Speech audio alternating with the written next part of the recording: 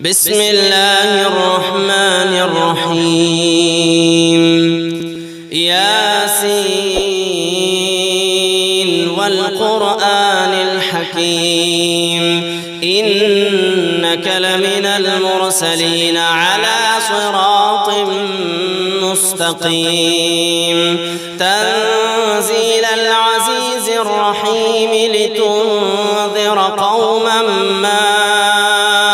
أنذر آباؤهم فهم غافلون لقد حق القول على أكثرهم فهم لا يؤمنون إنا جعلنا في أعناقهم أغلالا فهي إلى الأذقان فهم مقمحون وجعلنا من بين أيديهم سدا ومن خلفهم سدا فأغشيناهم فهم لا يبصرون وسواء عليهم أأنذرتهم أم لم تنذرهم لا يؤمنون إنما تنذر من اتبع الذكر وخشي الرحمن بالغيب فبشره بمغفرة وأجر كريم إنا نحن نحيي الموتى ونكتب ما قدموا وآثارهم وكل شيء أحصيناه في إمام مبين واضرب لهم مثلا أصحاب القرية إذ جاءها المرسلون إذ أرسلنا إليهم اثنين فكذبوهما فعززنا بثالث فقالوا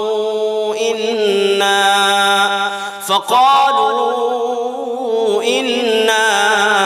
إليكم مرسلون قالوا ما أنتم إلا بشر مثلنا وما أنزل الرحمن من شيء إن أنتم إلا تكذبون قالوا ربنا يعلم إنا إليكم لمرسلون وما علينا إلا البلاغ المبين قالوا إنا تطيرنا بكم لئن لم تنتهوا لنرجمنكم وليمسنكم منا عذاب أليم قالوا طائركم معكم أئن ذكرتم بل أنتم قوم مسرفون وجاء من أقصى المدينة رجل يسعى قال يا قوم اتبعوا المرسلين اتبعوا من لا يسألكم أجرا وهم مهتدون وما لي لا أعبد الذي فطرني وإليه ترجعون أأتخذ من دونه آلهة إن يردني الرحمن بضر لا تغني عني شفاعتهم شيئا ولا ينقذون إني إذا لفي ضلال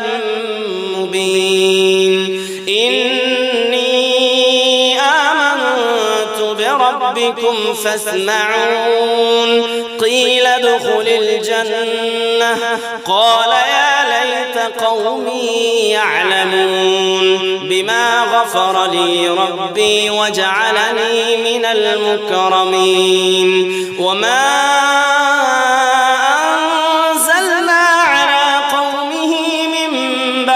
به من جند من السماء وما كنا منزلين إن كانت إلا صيحة واحدة فإذا هم خامدون يا حسرة على العباد ما يأتيهم من رسول إلا كانوا به يستهزئون ألم يروا كم أهلكنا قبلهم من القرون أنهم إليهم لا يرجعون وإن كل لما جميع لدينا محضرون وآية لهم الأرض الميتة أحييناها وأخرجنا منها حبا فمنه يأكلون وجعلنا فيها جنات من نخيل وأعناب وفجرنا فيها من العيون ليأكلوا من ثمره وما عملته أيديهم أفلا يشكرون سبحان الذي خلق الأزواج كلها مما تنبت الأرض ومن أنفسهم ومما لا يعلمون وآية لهم الليل نسلخ منه النهار فإذا هم مظلمون والشمس تجري لمستقر لها ذلك تقدير العزيز العليم والقمر قدرناه منازل حتى عاد كالعرجون القديم لا الشمس ينبغي لها أن تدرك القمر ولا الليل سابق النهار وكل في فلك يسبحون وآية لهم أنا حملنا ذريتهم في الفلك المشحون وخلقنا لهم من مثله ما يركبون وإن نشأ نغرقهم فلا صريخ لهم ولا هم ينقذون إلا رحمة منا ومتاعا إلى حين وإذا قيل لهم اتقوا ما بين أيديكم وما خلفكم لعلكم ترحمون وما تأتيهم من آية من آيات ربهم إلا كانوا عنها معرضين وإذا قيل لهم أنفقوا مما رزقكم الله قال الذين كفروا للذين آمنوا أنطعم من لو يشاء الله أطعمه إن أنتم إلا في ضلال مبين ويقولون متى هذا الوعد إن كنتم صادقين ما ينظرون إلا صيحة واحدة تأخذهم وهم يخصمون فلا يستطيعون توصية ولا إلى أهلهم يرجعون ونفخ في الصور فإذا هم من الأجداث إلى ربهم ينسلون قالوا يا ويلنا من بعثنا من مرقدنا هذا ما وعد الرحمن وصدق المرسلون إن كانت إلا صيحة واحدة فإذا هم جميع لدينا محضرون فاليوم لا تظلم نفس شيئا ولا تجزون إلا ما كنتم تعملون إن أصحاب الجنة اليوم في شغل فاكهون هم وأزواجهم في ظلال على الأرائك متكئون لهم فيها فاكهة ولهم ما يدعون سلام قولا من رب رحيم وامتازوا اليوم أيها المجرمون ألم أعهد إليكم يا بني آدم ألا تعبدوا الشيطان إنه لكم عدو مبين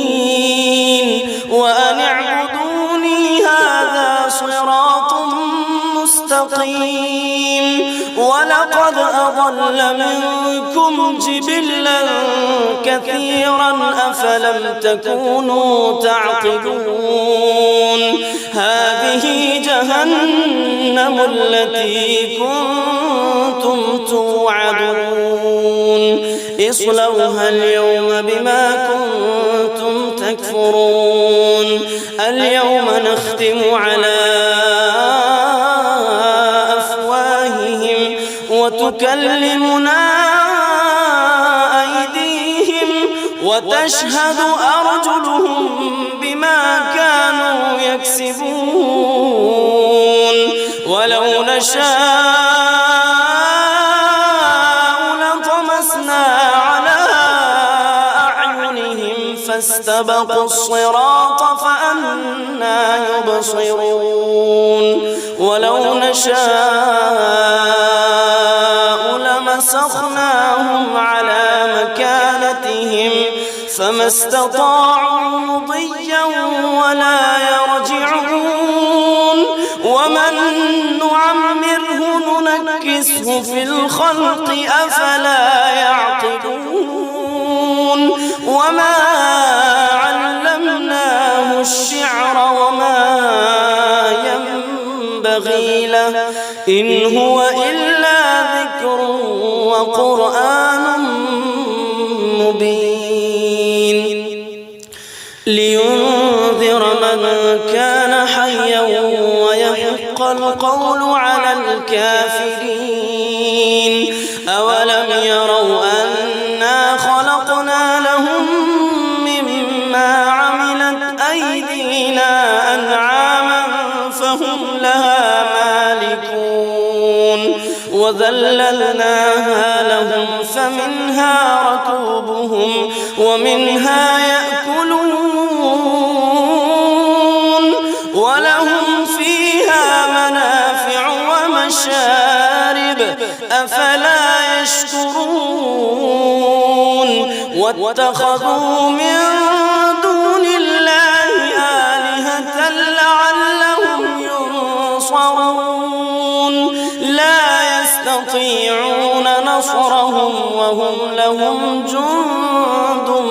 محضرون فلا يحزنك قولهم إنا نعلم ما يسرون وما يعلنون أولم يرى الإنسان أنا خلقناه من نطفة فإذا هو خصيم مبين وضرب لنا مثلا ونسي خلقه قال من يحيي العظام وهي رميم قل يحييها الذي أنشأها أول مرة وهو بكل خلق عليم الذي جعل لكم من الشجر الأخضر نارا فإذا أنتم منه توقدون أوليس الذي الذي خلق السماوات والأرض بقادر على أن يخلق مثلهم بلى وهو الخلاق العليم إنما أمره إذا أراد شيئا أن يقول له كن فيكون فسبحان الذي بيده ملكوت كل شيء وإليه ترجعون. بسم الله الرحمن الرحيم. الرحمن علم القرآن خلق الإنسان علمه البيان الشمس والقمر بحسبان والنجم والشجر يسجدان والسماء رفعها ووضع الميزان ألا تطغوا في الميزان وأقيموا الوزن بالقسط ولا تخسروا الميزان والأرض وضعها للأنام فيها فاكهة والنخل ذات الأكمام والحب ذو العصف والريحان فبأي آلاء ربكما تكذبان خلق الإنسان من صلصال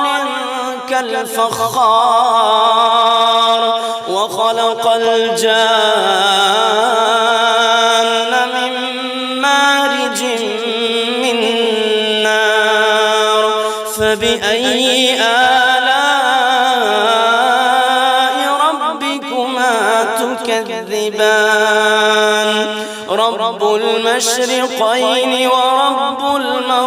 المغربين فبأي آلاء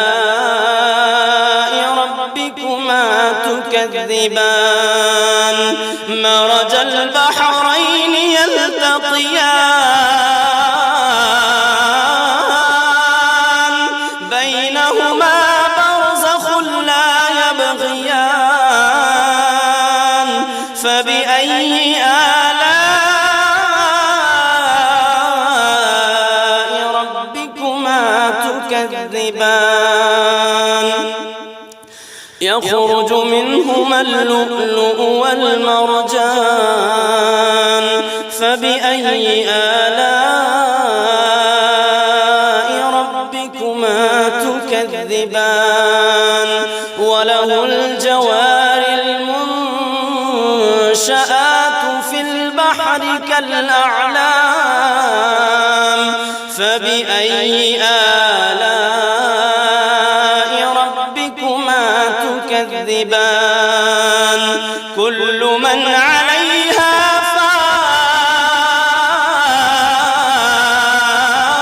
فان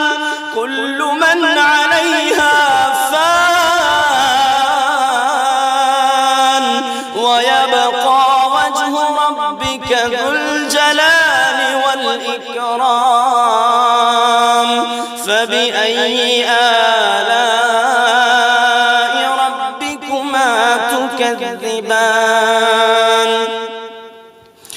يسأله من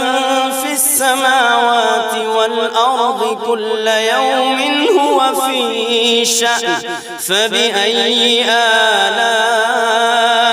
ربكما تكذبان سنفرغ لكم أيها الثقلان فبأي آلاء ربكما تكذبان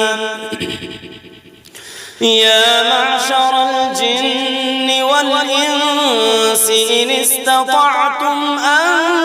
تنفذوا من أقطار السماوات والأرض فانفذوا لا تنفذون إلا بسلطان فبأي آلاء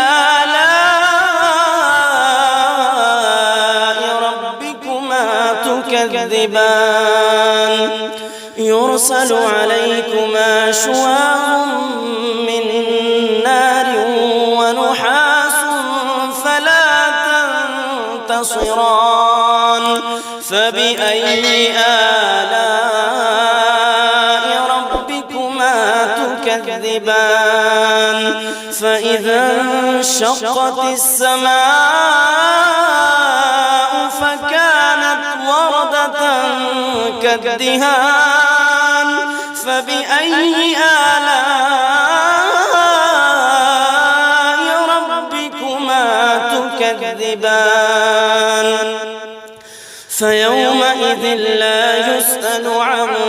ذنبه إنس ولا جان فبأي آلاء ربكما تكذبان يعرف المجرمون بسيماهم فيؤخذ بالنواصي والأقدام فبأي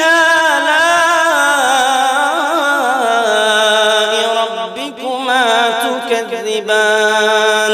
هذه جهنم التي يكذب بها المجرمون يطوفون بينها وبين حميم آن فبأي آلاء ربكما تكذبان ولمن خاف مقام ربه جنتان فبأي آلاء ربكما تكذبان ذواتا أفنان فبأي آلاء ربكما تكذبان فيهما عينان تجريان فبأي آلاء ربكما تكذبان فيهما من كل فاكهة زوجان فبأي آلاء ربكما تكذبان متكئين على فرش بطائنها من استبرق وجنى الجنتين دان فبأي آلاء ربكما تكذبان فيهن قاصرات الطرف لم يطمثهن إنس قبلهم ولا جان فبأي آلاء ربكما تكذبان كأنهن الياقوت والمرجان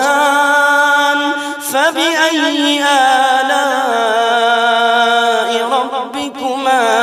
تكذبان هل جزاء الإحسان إلا الإحسان فبأي آلاء ربكما تكذبان ومن دونهما جنتان فبأي آلاء ربكما تكذبان مدهامتان فبأي آلاء تكذبان فيهما عينان نضاختان فبأي آلاء ربكما تكذبان فيهما فاكهة ونخل ورمان فبأي آلاء ربكما تكذبان فيهن خيرات حسان فبأي آلاء ربكما تكذبان حور مقصورات في الخيام فبأي آلاء ربكما تكذبان لم يطمثهن إنس قبلهم ولا جان فبأي آلاء ربكما تكذبان متكئين على رفرف خضر وعبقري حسان فبأي آلاء ربكما تكذبان تبارك اسم ربك ذي الجلال والإكرام بسم الله الرحمن الرحيم إذا وقعت الواقعة ليس لوقعتها كاذبة خافضة رافعة إذا رجت الأرض رجا وبست الجبال بسا فكانت هباء منبثا وكنتم أزواجا ثلاثة فأصحاب الميمنة ما أصحاب الميمنة وأصحاب المشأمة ما أصحاب المشأمة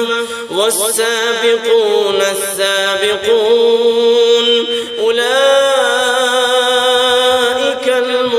المقربون في جنات النعيم ثلة من الأولين وقليل من الآخرين على سرر موضونة متكئين عليها متقابلين يطوف عليهم ولدان مخلدون بأكواب وأباريق وكأس من معين لا يصدعون عنها ولا ينزفون وفاكهة مما يتخيرون ولحم طير مما يشتهون وحور عين كأمثال اللؤلؤ المكنون جزاء بما كانوا يعملون لا يسمعون فيها لغوا ولا تأثيما إلا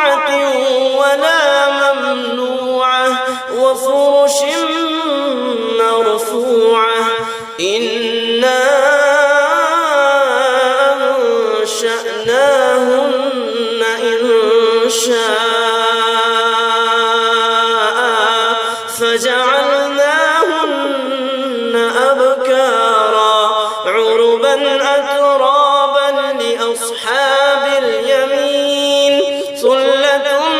من الأولين وثلة من الآخرين وأصحاب الشمال ما أصحاب الشمال في سموم وحميم وظل من يحموم لا بارد ولا كريم إنهم كانوا قبل ذلك مترفين وكانوا يصرون على الحنث العظيم وكانوا يقولون أئذا متنا وكنا ترابا وعظاما أئنا لمبعوثون أو آباؤنا الأولون قل إن الأولين والآخرين لمجموعون إلى ميقات يوم معلوم ثم إنكم أيها الضالون المكذبون لآكلون من شجر من زقوم فمالئون منها البطون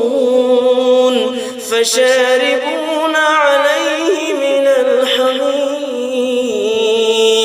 فشاربون شرب الهيم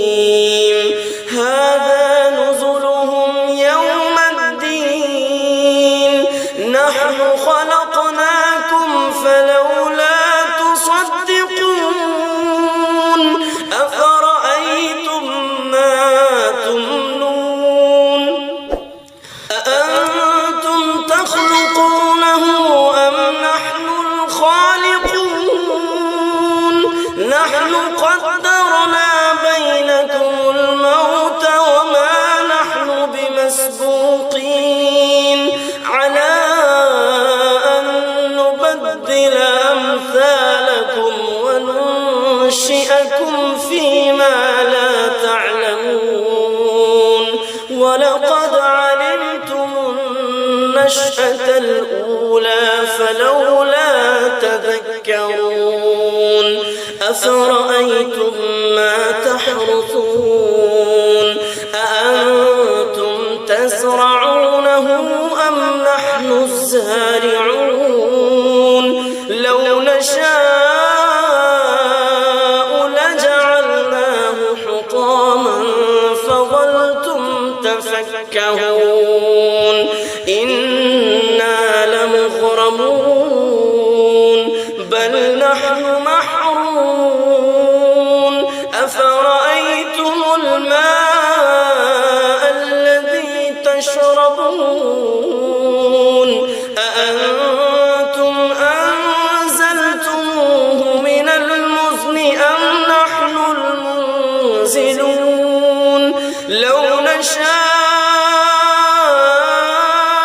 جعلناه أجاجا فلولا تشكرون أفرأيتم النار التي تورون أأنتم أنشأتم شجرتها أم نحن المنشئون نحن جعلناها تذكرة ومتاعا للمقوين فسبح باسم ربك العظيم فلا أقسم بمواقع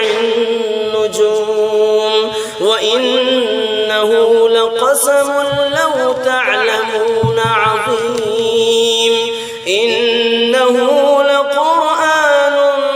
كريم في كتاب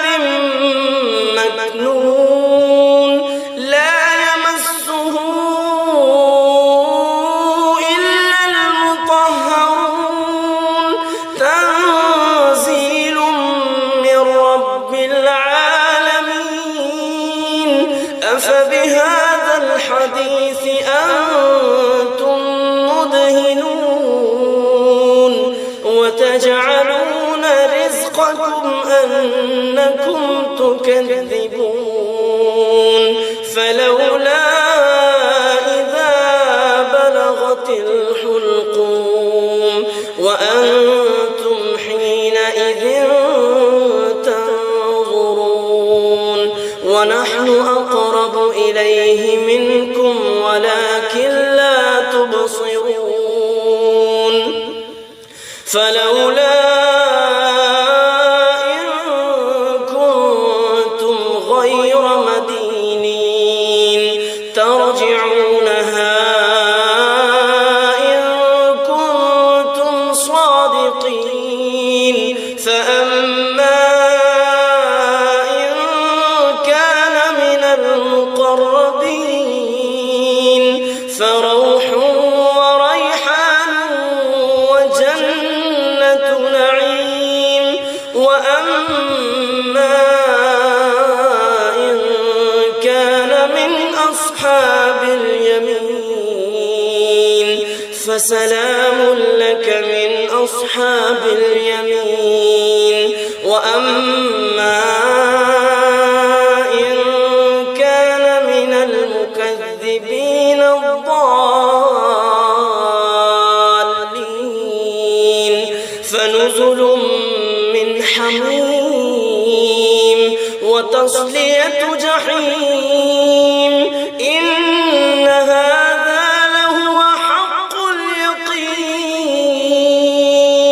فسبح باسم ربك العظيم